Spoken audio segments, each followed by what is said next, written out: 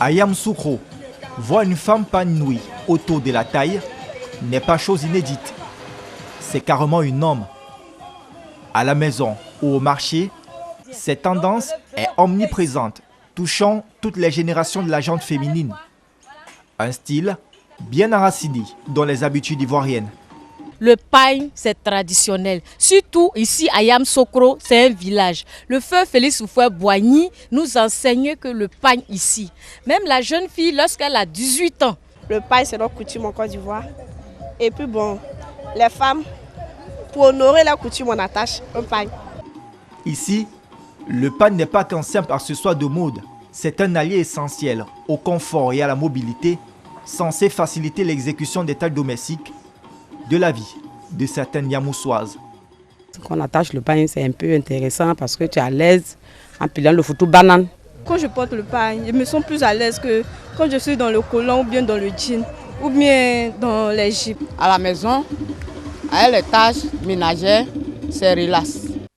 De nombreuses femmes optent également pour le port du pagne, par souci de pudeur. En effet, comme dans plusieurs villes d'Afrique de l'Ouest, cet élément vestimentaire est vite devenu une expression subtile de respect de soi et des normes de décence dans la capitale ivoirienne. Ça cache les femmes, en tout cas ça cache tout. Bon, ça valorise la femme au fait. Quand tu es en pagne, ça fait respecter, ça fait honneur à ton mari, à ta belle famille, vraiment.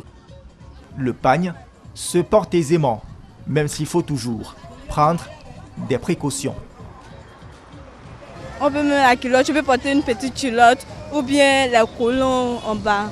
Pour que si le pagne peut tomber, on ne peut pas voir ton corps parce que la culotte va protéger.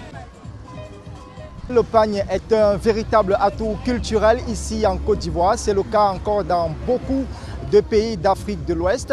En ce qui concerne l'essor du pagne en Côte d'Ivoire, l'histoire nous ramène aux années 1880 à 90, même si cela s'est accru autour des années 1960 avec des revendeuses togolaises qui donc venaient faire des affaires ici. Et donc ça reste très ancré dans les cultures dans ce pays.